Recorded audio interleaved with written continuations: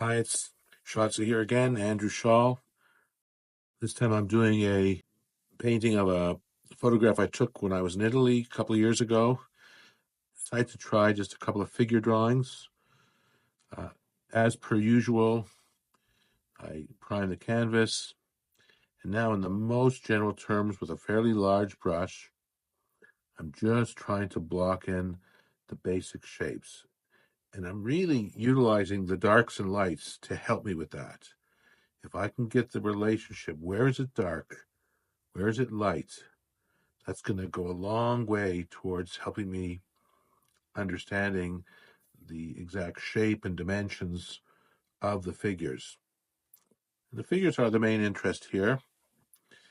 There's two men. There's a man walking and face forward, and then there's a man, we see his back, seemingly looking over at the man walking.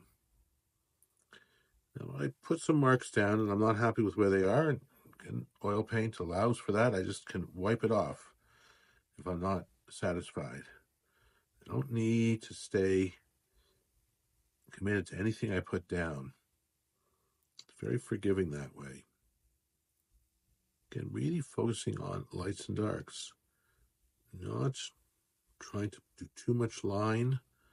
I do a little bit of the lines to help me see where things are, but really it's the darks and lights that I'm focused on. Also, not to forget the background.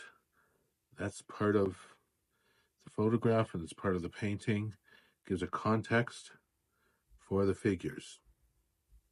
Still using a large brush, fine-tune the darks throughout the entire scene, where they exist in the background, where they exist on the figures.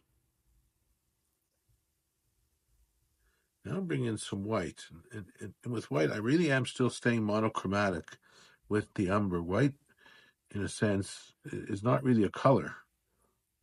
So I haven't added any color yet. I'm just using the white to help me identify the light spots and get that dark light dynamic. And really only with two values, light and dark. Maybe there's some slightly lighter darks, but for the most part, I'm not really thinking that way. Just trying to find the spots. And now I actually do introduce some color. I'm using sort of a light blue gray to reveal the shadows on the white shirt.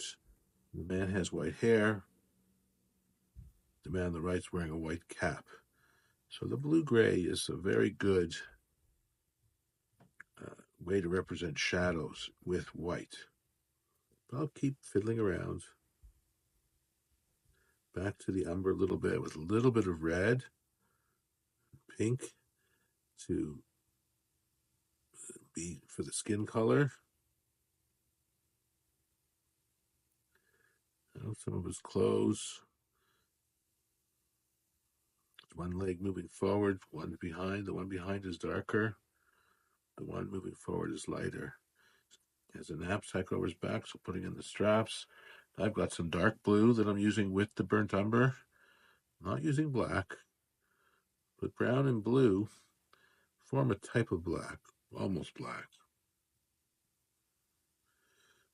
Trying to keep things even. If I've used darker shade on the figures, so I'm going to try and match it in the background. So I'm moving the whole thing along at the same rate in terms of dark and light. As you can see now, the figure is starting to take some shape. Use the negative space around the figure to help carve it out. Don't forget the other one. And that is it for this first installment. Keep your eye out. There will be another one following up moving forward. Now you can see the picture on the left. Thank you and hope to see you soon.